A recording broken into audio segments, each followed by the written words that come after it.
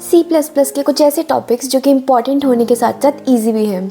So guys, welcome back to Seekho with Ishika. And आज के इस वीडियो के अंदर हम स्टार्ट करने वाले हैं with data types in C plus plus, उसी के साथ में variables and input output in C plus plus. तो आओ स्टार्ट करते हैं समझने से एक बेसिक कोड फ्लो को। तो देखो, जब भी हम कोड को स्टार्ट करते हैं तो उसके अंदर सबसे पहला काम होता है कि हम यूज़र से इनपुट लेते हैं, यानी कि यूज़र से वो वैल्यू लेते हैं जिस पे हमें कुछ परफॉर्म करना है ना। इनपुट लेने के बाद हमारा सेकंड स्टेप होता है कि उस इनपुट को या उस वैल्यू को हम स्टोर कराते हैं, ठीक है। देन उसके बाद स्टोर कराई हुई वैल्यू पे हम कुछ ऑपरेशंस परफॉर्म करते हैं एंड ऑपरेशंस परफॉर्म करने के बाद जो हमारा रिज़ल्ट आता है उसको हम यूज़र को देते हैं, यानी कि उस वैल्यू को हम प्रिंट कराते हैं। तो इस पूरे कोड फ्लो के अंदर जो इनपुट हम ले रहे हैं वो तो सिंपली यूज़र इनपुट हो गया सी प्लस प्लस के अंदर। फिर वैल्यू को जहाँ हम स्टोर करा रहे हैं दैट इज़ वेरिएबल, जिसके अंदर हम करा रहे हैं स्टोर। एंड किस टाइप की वैल्यू स्टोर हो रही है ये हमें बताता है कौन? डेटा टाइप बताता है। देन उसके बाद में क्या ऑपरेशंस परफॉर्म होंगे, ठीक है, वो हमें बताते हैं ऑपरेटर्स, कि हम किस तरीके का कौन सा ऑपरेटर यूज़ कर रहे हैं। देन लास्टली जब हम प्रिंट करते हैं तो उसको हम कहते हैं यूज़र आउटपुट, यानी कि जो हमने परफॉर्म करा ऑपरेशन उसके बाद रिज़ल्ट हम प्रिंट करा रहे हैं यूज़र के लिए, so that is user output. तो आओ इसी पूरी चीज़ को हम समझते हैं। सबसे पहले हम स्टार्ट करेंगे वेरिएबल्स के साथ में। तो वेरिएबल सिंपली एक मेमोरी लोकेशन का नाम है। मेमोरी लोकेशन में जहाँ पे हम कोई वैल्यू स्टोर कर रहे हैं तो उस जगह को हमने एक नाम दे दिया, तो वो क्या बन गया? वो बन गया वेरिएबल, जो कि किस लिए काम आता है? काम आता है हमारे डेटा वैल्यूज़ को स्टोर करने के लिए। अब सी के अंदर अगर हमें वेरिएबल को डिक्लेयर करना है, यानी कि वेरिएबल को एग्जिस्ट कराना है, तो उसके लिए हम यूज़ करते हैं syntax for declaration, that is कि हम लिखते हैं उसका डेटा टाइप, यानी कि किस टाइप का डेटा आप स्टोर करना चाहते हो उस वेरिएबल के अंदर, और उसके आगे हम लिखते हैं वेरिएबल का नेम एंड देन सेमीकोलन। तो ये तो होता है वेरिएबल का डिक्लेरेशन।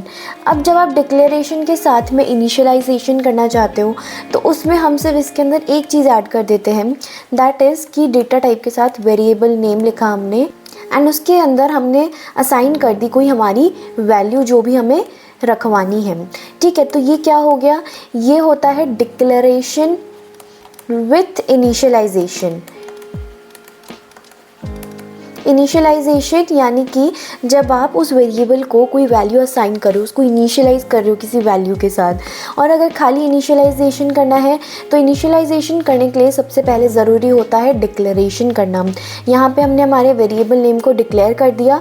अब उसके बाद में हम इसको डायरेक्टली इनिशियलाइज कर सकते हैं बाय यूजिंग वेरिएबल नेम, ठीक है, और उसके अंदर डायरेक्टली हम वैल्यू को डाल देंगे। उस टाइम पे हमें डेटा टाइप मेंशन करने की कोई ज़रूरत नहीं होती।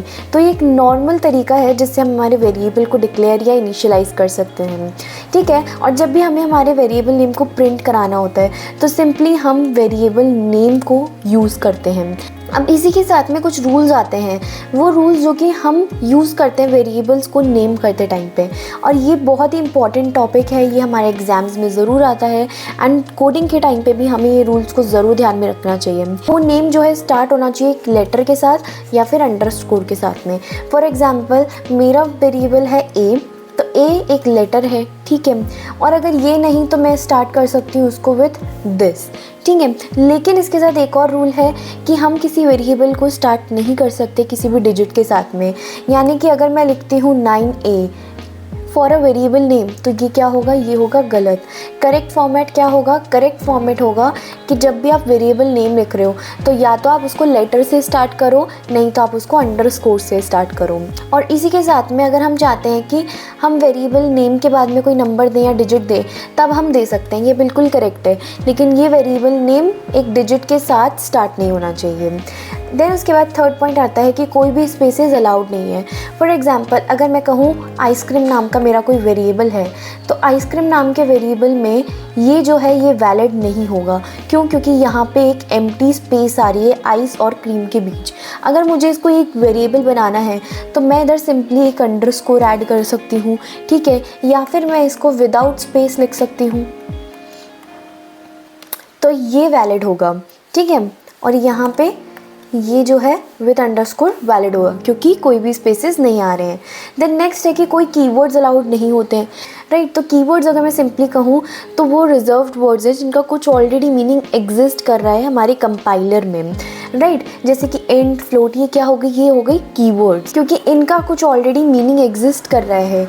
ये हमारे डेटा टाइप्स है इसके अंदर, ठीक है। तो यानी कि जहाँ ये आ गए तो कंपाइलर समझ जाएगा कि ये एक डेटा टाइप है, तो उसको हम यूज़ नहीं कर सकते एज एन वेरिएबल नेम, ठीक है। तो हम इंट या फिर फ्लोट या फिर डबल, है ना, या ऐसे ही और भी जो कीवर्ड्स हैं उनके नाम से कोई वेरिएबल्स हम लोग नहीं बना सकते। देन आता है केस सेंसिटिव, यानी कि C++ जो है हमारी केस सेंसिटिव लैंग्वेज है।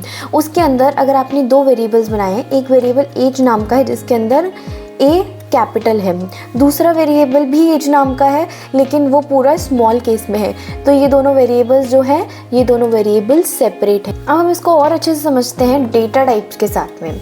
तो देखो, डेटा टाइप जो कि नाम से समझ आ रहा है बताता है डेटा का टाइप, कि वो डेटा किस टाइप का है। अब कोडिंग के अंदर डेटा टाइप जो है वो 3 बातें स्पेसिफाई करता है। सबसे पहली बात कि जो वेरिएबल है जिसके अंदर हमने वैल्यू स्टोर करी है वो कौन से टाइप का होगा, ठीक है। दूसरी बात कि वो कितनी मेमोरी लेगा।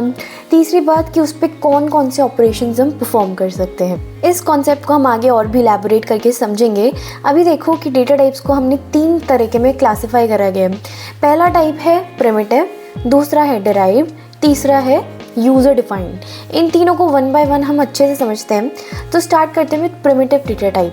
प्रिमिटिव डेटा टाइप जो है हमारे basic built in data types होते हैं, है ना, यानी कि जो ऑलरेडी हमारी लाइब्रेरीज़ में एग्जिस्ट कर रहे हैं, हमारी C++ के अंदर एग्जिस्ट कर रहे हैं, ये वो basic built in data types हैं। इसके अंदर क्या क्या डेटा टाइप्स आते हैं, तो सबसे पहला डेटा टाइप आता है इसके अंदर इंट जो कि बताता है इंटीजर नंबर्स। अब इंटीजर नंबर्स के अंदर जो है पॉजिटिव और नेगेटिव दोनों तरीके के नंबर्स आ सकते हैं।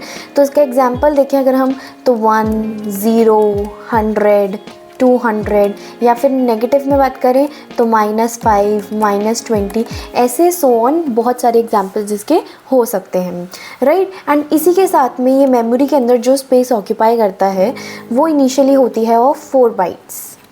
एंड इसका अगर हम एक एग्जांपल देखें तो हम देख सकते हैं इंट इसके अंदर डेटा टाइप है और ये वेरिएबल है, उसको हम वैल्यू क्या स्टोर करा सकते हैं, 4, ठीक है। तो ये क्या हो गया, ये इंट टाइप का वेरिएबल हो गया क्या, ए।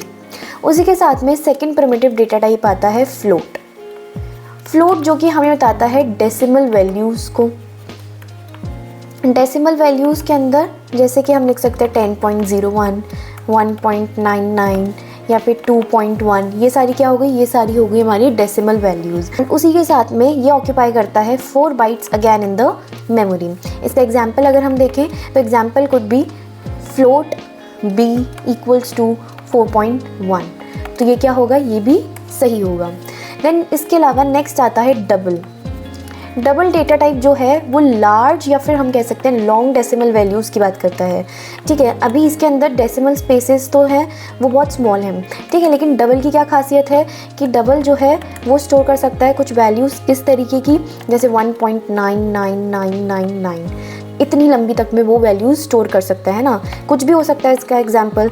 तो ये लार्जर डेसिमल वैल्यूज़ को स्टोर करता है ना, और ये ऑक्यूपाई करता है मेमोरी के अंदर 8 बाइट्स की मेमोरी।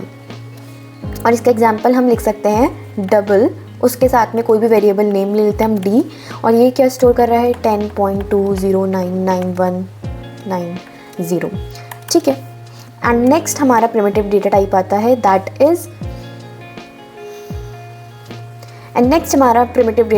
है कैर जो कि लिखता है करेक्टर वैल्यूज़ को, यानी कि सिंपल अल्फ़ाबेट्स हमारे सिंगल जैसे कि A हो गया, B हो गया, C या फिर टिल Z।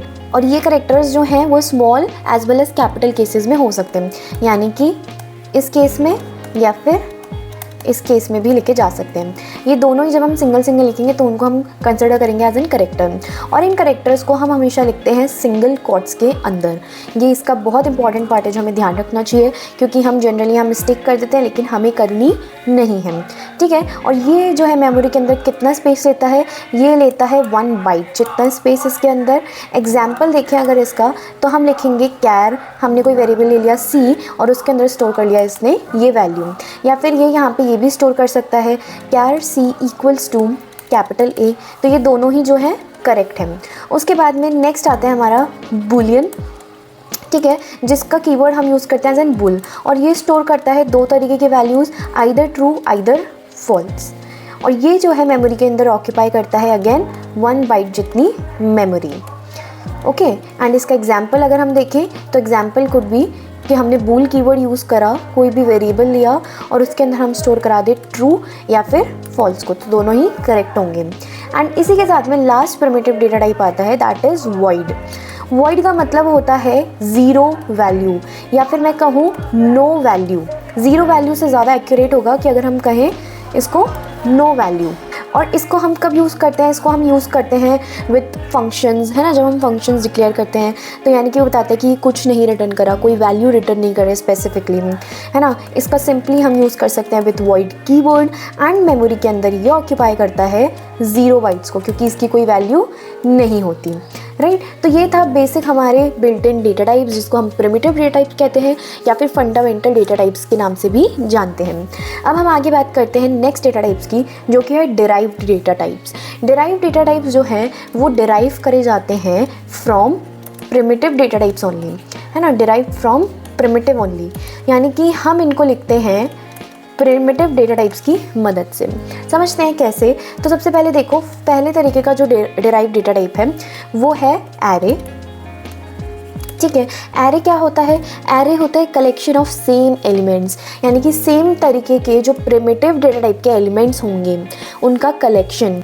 एग्जाम्पल लेते हैं यहाँ पे फॉर सपोज स्टूडेंट मार्क्स का, ठीक है। तो एक स्टूडेंट है जिसका नाम चिंटू है, उसके हम मार्क्स देख रहे हैं, तो उसके मार्क्स 4 सब्जेक्ट्स के अंदर क्या क्या हो सकते हैं। पहले सब्जेक्ट में उसके अंदर आए हैं 40, दूसरे सब्जेक्ट में आए 80, थर्ड में आए हैं उसके 90 एंड देन उसके आए हैं 15। तो ये मार्क्स है। ये मार्क्स कैसे हैं, ये मार्क्स इंटीजर वैल्यूज़ है, हमें दिख रही है, एक तरीके की वैल्यूज़ है। तो इनको हम स्टोर कर सकते हैं एरेस के अंदर। किसके अंदर, एरेस के अंदर। और ये एरे का टाइप क्या होगा, इंट होगा, है ना, क्योंकि इसके अंदर इंटीजर वैल्यूज़ है। तो ये जो डिराइव डेटा टाइप्स है, जो कि यहाँ पे एरे है, वो डिराइव करे जाते हैं किन से, प्रिमिटिव डेटा टाइप से ही। तो इसका सिंटेक्स हम क्या लिख सकते हैं, इसका सिंटेक्स हम लिख सकते हैं डेटा टाइप, ठीक है, जिसके अंदर हम लिखेंगे प्रिमिटिव डेटा टाइप एक्चुअली, है ना। और यहाँ पे हम लिखते हैं एरे का नेम एंड आगे उसका size with in square brackets, ठीक है। और उसके बाद हम कर्ली ब्रेसेस के अंदर लिखते हैं उसकी जो भी वैल्यूज़ हैं एट्सेट्रा। इसके अंदर आता है साइज़, है ना। साइज़ यानी कि वो कि कितने वैल्यूज़ आप स्टोर कराओगे इसके अंदर, कितने एलिमेंट्स आप इसके अंदर डालोगे। इस तरीके से हम एक बेसिक एरे को जो है डिक्लेयर और इनिशियलाइज कर सकते हैं। ये अगर हम मार्क्स वाले का एग्जांपल लें तो हम कैसे लिखेंगे, हम लिखेंगे इंट टाइप है और एरे का नेम हम ले लेते हैं मार्क्स। उसके अंदर हमें 4 सब्जेक्ट्स के मार्क्स स्टोर कराने, तो इधर लिख दिया 4। देन कर्ली ब्रैकेट्स के अंदर हम इसके लिखेंगे मार्क्स 40, 80, 90 और 15। तो इस तरीके से हमारा एक एरे जो है वो इनिशियलाइज एंड डिक्लेयर हो गया। अब आगे बात करते हैं सेकंड डिराइव डेटा टाइप की, जो कि होता है फंक्शंस। फंक्शन जो कि नॉर्मल कोड ब्लॉक्स होते हैं, है ना, जो कि हम एक पर्टिकुलर ऑपरेशन या कुछ परफॉर्म करके देते हैं। इसके सिंटेक्स की बात करें तो अगेन यहाँ पे हम लिखते हैं पहले तो प्रिमिटिव डेटा टाइप, ठीक है, किस डेटा टाइप का होगा वो, क्या वैल्यू मतलब वो रिटर्न करने वाला है। और उसके बाद हम लिखते हैं फंक्शन का नेम, कि आपके फंक्शन का नेम क्या है। और उसके बाद ब्रैकेट्स के अंदर हम लिखते हैं पैरामीटर्स, कि किन पैरामीटर्स वो काम करने वाला है ना। और अगर मल्टीपल पैरामीटर्स है तो हम उनको सेपरेट करते हैं यूजिंग कॉमा, पैरामीटर 1, पैरामीटर 2 या जितने भी हैं। फिर हम कर्ली ब्रैकेट स्टार्ट करते हैं और उन ब्रैकेट्स के अंदर हम लिखते हैं जो भी हमारा कोड है, जो भी उस फंक्शन को हमें परफॉर्म कराना है उस चीज़ को। तो उसका अगर हम एग्जांपल देखें, फॉर सपोज़ यहाँ पे मुझे चिंटू के 2 मार्क्स को कैलकुलेट कराना है, ठीक है। तो मैं यहाँ पे मानती हूँ सबसे पहले तो कोड के अंदर मेरे पास जो है m1 नाम का एक वेरिएबल है जिसके अंदर उसके फर्स्ट मार्क्स स्टोर्ड है, ठीक है। दूसरा मेरे पास वेरिएबल है m2 नाम का जिसके अंदर उसका सेकेंड मार्क्स स्टोर्ड है। अब इसके अंदर मेरे को क्या करना है, इन दोनों का सम कराना है इस फंक्शन की मदद से। तो मैं कैसे लिखूँगी इसको, तो इसको मैं लिखूँगी सबसे पहले तो इंट, ठीक है। फंक्शन का नेम हम यहाँ दे लेते हैं चिंटू, क्योंकि हम चिंटू का मार्क्स कैलकुलेट कर रहे हैं। पैरामीटर के अंदर हम पास करेंगे m1 एंड m2 को, एंड देन ब्रैकेट के अंदर हम इसका सम परफॉर्म करेंगे। फॉर सपोज़ हम एक और ले लेते हैं वेरिएबल जिसके अंदर हम इसका सम स्टोर कराएंगे और उसके अंदर हम इसका परफॉर्म करते हैं सम m1 प्लस m2, ठीक है। और हमने लास्ट में रिटर्न करा दिया क्या, सम को, ठीक है। तो जब ये फंक्शन को आप कॉल करोगे तो ये फंक्शन क्या रिटर्न करेगा, ये फंक्शन रिटर्न करेगा इन दोनों का सम जो कि होता है 120। तो इस तरीके से हमारा एक फंक्शन नाम का डिराइव डेटा टाइप काम करता है। अब हम देखते हैं हमारा नेक्स्ट डेटा टाइप क्या होता है। So next derive data type होता है पॉइंटर्स। तो पॉइंटर्स वो वेरिएबल होते हैं जो कि पॉइंट करते हैं किसी दूसरे वेरिएबल की तरफ, यानी कि स्टोर करके रखते हैं अपने अंदर memory address of another variable. अब C++ के अंदर हम वेरिएबल्स को कैसे डिक्लेयर करते हैं, सो दैट इज़ सबसे पहले तो हम लिखते हैं डेटा टाइप, कि वो किस टाइप के वेरिएबल का डेटा स्टोर करने वाला है, किस टाइप के वेरिएबल का मेमोरी एड्रेस स्टोर करने वाला है, ठीक है, डेटा टाइप। देन उसके बाद में हम लगाते हैं एस्ट्रिक सिंबल, ठीक है, जो कि बताता है कि हम अब पॉइंटर वेरिएबल को डिक्लेयर या इनिशियलाइज करने वाले हैं। फिर नाम देंगे हम उस पॉइंटर वेरिएबल का, जो भी नाम आप देना चाहते हो, और इस तरीके से हम इसको डिक्लेयर कर सकते हैं। अब डिक्लेयर करने के साथ साथ अगर हमें इनिशियलाइज करना है तो उसके लिए हम यूज़ करते हैं एम्परसेंड सिंबल का, और जिस भी वेरिएबल का हमें एड्रेस डालना है उस वेरिएबल का नाम हम यहाँ पे लिखते हैं। हमारे पास नेक्स्ट डिराइव डेटा टाइप आता है, दैट इज़ रेफरेंस, जो कि अनदर नेम होता है for an variable, another name of a variable. For example हमारे पास यहाँ पे एक वेरिएबल है इन डेटा टाइप का, ठीक है, जिसके अंदर स्टोर्ड है वैल्यू 10। लेकिन अब मैं चाहती हूँ कि मैं इसको एक ही बजाय किसी और नाम से बोलूँ, तो उसको हम क्या कहेंगे, रेफरेंस। फॉर सपोज़ मैं बोलती हूँ कि मुझे REF के नाम से इसको जानना है, तो सबसे पहले तो मैं लगाऊंगी एम्परसेंड, उसके बाद में जिस नाम से मुझे इसको जानना है वो, और इक्वल्स टू एम। REF जो है ये क्या है, ये दूसरा नेम है ए वेरिएबल के लिए, और इसको हम कैसे परफॉर्म करते हैं, यूजिंग एम्परसेंड सिंबल। तो ये थे हमारे कुछ डिराइव डेटा टाइप्स। अब लास्ट टाइप का जो डेटा टाइप है हमारे पास, that is user defined data types. User defined data types नाम से समझें तो वो डेटा टाइप्स जिसको हम यूज़र्स यानी कि हम प्रोग्रामर्स डिफाइन करते हैं अपने हिसाब से। और क्यों करते हैं, ताकि हम इसके अंदर रियल वर्ल्ड एंटिटीज़ को इम्प्लीमेंट कर सकें, है ना। अब इसके अंदर क्या क्या होते हैं यूज़र डिफाइंड डेटा टाइप्स के अंदर, सबसे पहला तो होता है क्लास, ठीक है। क्लास जो कि काम आता है हमारे OOP के टाइम पे, ऑब्जेक्ट ओरिएंटेड प्रोग्रामिंग के टाइम पे। क्लास का हम देखें बेसिक एक सिंटेक्स, तो दैट इज़ क्लास हम लिखते हैं एज एन कीवर्ड, उसके बाद में हम लिखते हैं क्लास का नाम, कि जो भी आप क्लास का नाम देना चाहते हो वो, एंड सिंपली हम कर्ली ब्रैकेट्स ऑन करते हैं, एंड उसके अंदर हम लिखते हैं कुछ डेटा मेंबर्स को, कि आपको उसके अंदर क्या क्या डालना है वो सब, है ना। या फिर हम लिखते हैं उसके मेथड्स को या फिर फंक्शंस को, कि क्या क्या ये क्लास परफॉर्म करने वाली है।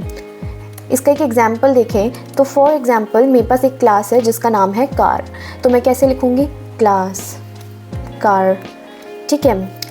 ये ओपन करा, अब कार की मुझे पता करनी है स्पीड, तो इंट स्पीड नाम का एक मैंने डेटा मेंबर बता दिया, है ना। उसके साथ में कार क्या फंक्शन परफॉर्म करती है, तो ड्राइव, तो मैंने एक फंक्शन लिख दिया इंट ड्राइव नाम का। तो ये पूरी बन के क्या हो गई, ये पूरी बन के हो गई क्लास, और इसका सिंटेक्स होता है कुछ इस तरीके का। यहाँ पे हम जनरली सेमीकोलन लगाना भूल जाते हैं, लेकिन हमें भूलना नहीं है। देन इसके अलावा next user defined data type आता है, दैट इज़ स्ट्रक्चर। स्ट्रक्चर जिसको हम इम्प्लीमेंट करते हैं यूजिंग स्ट्रक्ट कीवर्ड, ठीक है। इसका सिंटेक्स क्या होता है, स्ट्रक्ट कीवर्ड हम लिखते हैं, उसके आगे हम लिखते हैं स्ट्रक्चर का नेम, ठीक है, स्ट्रक्चर का जो भी आप नेम देना चाहते हो वो।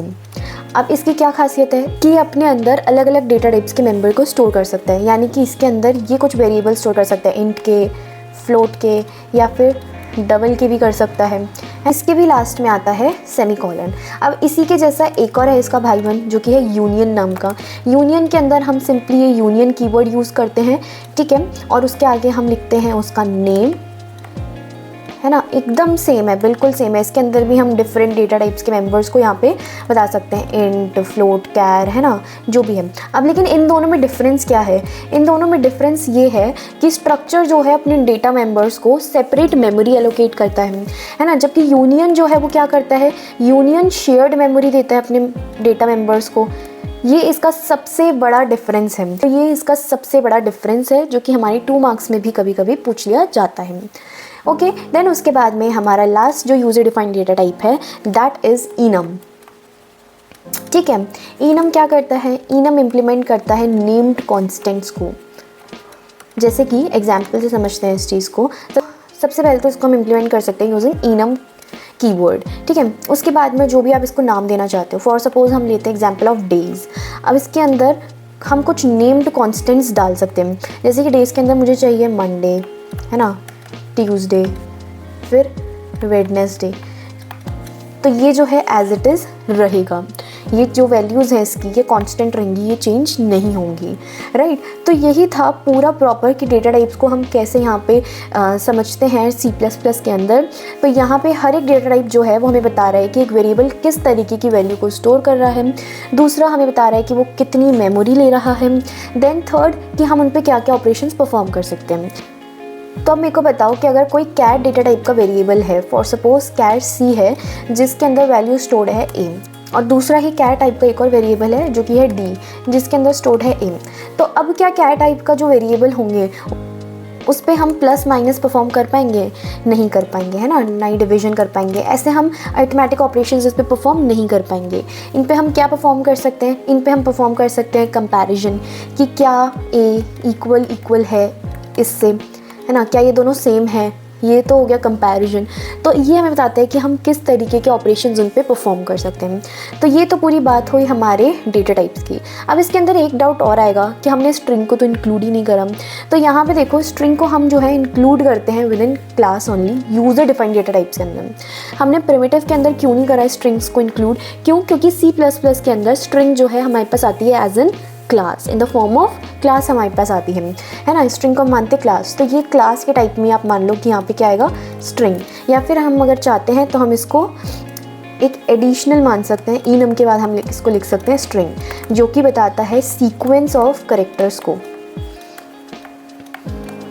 सीक्वेंस ऑफ कैरेक्टर्स बोले तो जैसे कि बहुत सारे, कोई नेम हो गया इशिका, राइट, इसको हम लिखते हैं with in double quotes always, right, और कैरेक्टर्स को हम लिखते हैं with in single quotes, okay. And इसको हम डिक्लेयर करते हैं with the help of keyword string only. कुछ एडिशनल डेटा टाइप मॉडिफायर्स, ठीक है। मॉडिफायर्स क्या होते हैं? जो कि मॉडिफाई करते हैं प्रिमिटिव डेटा टाइप्स के साइज या फिर रेंज को। तो इसको हम चाहें तो एक सब टॉपिक मान सकते हैं प्रिमिटिव डेटा टाइप्स के अंदर, नहीं तो आप लोग इसको एक सेपरेट डेटा टाइप मान के भी लिख सकते हो। प्रिमिटिव डेटा टाइप्स के अंदर क्या क्या आते हैं? इंट आता है ना, कैर आता है, डबल, फ्लोट, तो ये सब जो आते हैं इनके साथ ही हम यूज़ करते हैं मॉडिफायर्स को। जैसे कि मॉडिफायर्स को हम समझ सकते हैं एज एन कीवर्ड्स भी। क्या क्या आते हैं मॉडिफायर्स के अंदर? तो मॉडिफायर्स के अंदर हम लिखते हैं शॉर्ट, ठीक है, लॉन्ग, फिर उसके बाद लिखते हैं साइंड या लिख सकते हैं अनसाइंड। तो ये कुछ हमारे कीवर्ड्स हैं जो कि लगते हैं इनके साथ। इसको हम यूज़ कर सकते हैं कुछ इस तरीके से, शॉर्ट इंट और यहाँ पे वेरिएबल का नेम। तो ये क्या हुआ? शॉर्ट रेंज का इंट वेरिएबल टाइप। ऐसे ही लॉन्ग के अंदर हम इसको यूज़ कर सकते हैं, लॉन्ग, डबल या फिर इंट भी आप लिख सकते हो, है ना, और उसके आगे उसका वेरिएबल टाइप। अब साइंड जो है जब भी किसी प्रिमिटिव डेटा टाइप के साथ लग जाता है, फॉर एग्जांपल यहाँ पे हम लेते हैं साइंड के साथ में इंट, तो जब भी साइंड इंट के साथ में लिख गया, वेरिएबल है ए, तो इसके अंदर जो भी हम वैल्यू को स्टोर करेंगे वो या तो पॉजिटिव या फिर नेगेटिव दोनों हो सकती है। फॉर एग्जाम्पल हमने लिखा signed int A equal to 10, और नहीं तो हम इसके साथ में माइनस भी लगा सकते हैं। वहीं अगर हम बात करें अनसाइंड की, अनसाइंड जब भी किसी प्रिमिटिव डेटा टाइप के साथ में लगता है तो वो हमें बताता है कि जो भी वेरिएबल है वो खाली कंटेन करेगा क्या? पॉजिटिव वैल्यूज़ को। तो अगर यहाँ पे मैं बोलूँ कि मैंने लगा दिया अनसाइंड साथ में इंट और वेरिएबल है a, तो उसके अंदर जो है -10 नहीं आ सकता। उसके साथ में क्या आएगा, उसके साथ में खाली आएगा हमारा +10 ही। तो इसको भी हम कंसिडर करेंगे as an important topic for 2 marks questions कि मॉडिफायर्स क्या होते हैं, जो मॉडिफाई करते हैं प्रिमिटिव डेटा टाइप्स को, उनके साइज़ को या फिर उनके रेंज को। कौन कौन से होते हैं, लॉन्ग, शॉर्ट, अनसाइंड और साइंड। तो अभी तक हमने जो टोटल डेटा टाइप्स पढ़े वो थे 3 तरीके के मेजर, प्रिमिटिव, डिराइव्ड और यूजर डिफाइंड। लेकिन उसी के साथ में हम एक और ऐड कर सकते हैं जो कि क्या है, जो कि है मॉडिफायर्स। ठीक है, तो अगर आप चाहो तो उसको सेपरेटली लिख सकते हो, नहीं तो प्रिमिटिव के अंदर भी हम इसको लिख सकते हैं। अब हम आगे बढ़ते हैं हमारे लास्ट टॉपिक पे, जो कि है यूज़र इनपुट एंड आउटपुट। तो यूज़र इनपुट वो जिसके अंदर हम यूज़र से कोई वैल्यू लेते हैं, इनपुट लेते हैं। यूज़र आउटपुट वो जो कि हम स्क्रीन पे प्रिंट कराते हैं। तो सबसे पहला स्टेप वो होता है कि कोड के अंदर user input and output enable करने के लिए हम डालते हैं एक हेडर फाइल। ठीक है, यूजिंग #include, और वो हेडर फाइल क्या होती है, वो हेडर फाइल होती है IO स्ट्रीम। IO स्ट्रीम यानी कि इनपुट आउटपुट स्ट्रीम, जो कि इनेबल करती है इनपुट एंड आउटपुट को। तो अब इसके बाद जो दूसरी बात आती है कि यूज़र इनपुट और आउटपुट हम लेते कैसे हैं। तो इसके अंदर जब भी हमें यूज़र इनपुट लेना होता है तब हम यूज़ करते हैं CN का। ठीक है, CN के साथ में हम लगाते हैं एक स्ट्रीम ऑपरेटर, जिसको हम कह सकते हैं एक्सट्रैक्शन ऑपरेटर भी, एक्सट्रैक्शन ऑपरेटर। ठीक है, तो अगर हमें कोई भी यूज़र इनपुट लेना है, CN लिखेंगे, ये वाला ऑपरेटर लगाएंगे एंड उसके बाद लिखेंगे वो वेरिएबल नेम जिसके अंदर हमें उस इनपुट को स्टोर कराना है। ठीक है, वो वेरिएबल नेम कुछ भी हो सकता है, राइट। और उस वेरिएबल नेम को पहले आपको क्या करना पड़ेगा, डिक्लेयर करना पड़ेगा, तब वैल्यू को स्टोर कर पाएगा, राइट। उसके बाद में अगर हम बात करें आउटपुट प्रिंट कराने की, तो उसके लिए हम यूज़ करते हैं Cout का। Cout के साथ में हम लगाते हैं ये ऑपरेटर, जिसको हम कह सकते हैं इंसर्शन ऑपरेटर भी।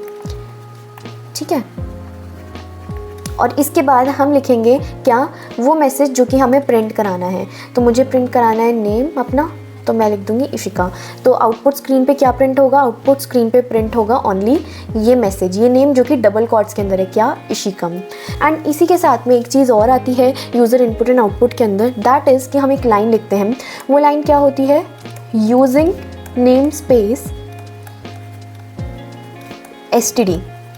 ठीक है, अब ये क्या है, बहुत लोग जो है इस लाइन पे आके कंफ्यूज हो जाते हैं कि इसकी ज़रूरत ही क्या है। तो देखो, सबसे पहले तो STD जो है एक लाइब्रेरी का नाम मानो आप। ठीक है, एक लाइब्रेरी वो जो कि ऑब्जेक्ट्स को कंटेन करती है। किन ऑब्जेक्ट्स को, जैसे कि CIN, Cout हो गए, या फिर और भी ऑब्जेक्ट्स जो कि हो गए endl। endl क्या करता है, endl जो है हमें नेक्स्ट लाइन देता है इसके अंदर। तो ये सारे जो ऑब्जेक्ट्स हैं, जो कीवर्ड्स सारे स्टोर होते हैं STD नाम की लाइब्रेरी के अंदर। तो अगर हम ये एक लाइन नहीं लिखेंगे तो हम इनको सीधी तरीके से यूज़ नहीं कर पाएंगे। हमें फिर कैसे लिखना पड़ेगा, हमें लिखना पड़ेगा इसको हर बार ऐसे STD, ये वाला ऑपरेटर, एंड इसके साथ में हम लिखेंगे फिर CN, और फिर जो है आपको इनपुट लेना पड़ेगा।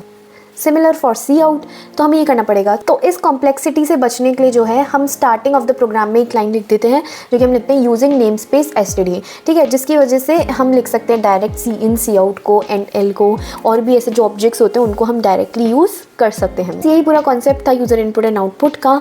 एंड इसी के साथ में आज का आपका होमवर्क है कि आप कमेंट्स के अंदर यूज़र इनपुट एंड आउटपुट का एक एग्जाम्पल कोड लिख के जाओगे, जिसके अंदर आपको एक नेम को इनपुट लेना है और उसी नेम को आपको प्रिंट कराना है। ठीक है, एंड उसके अंदर हम ये 2 चीज़ें करना बिल्कुल नहीं भूलेंगे। ठीक है, तो आज के लिए बस इतना ही। All the best for your learning and bye.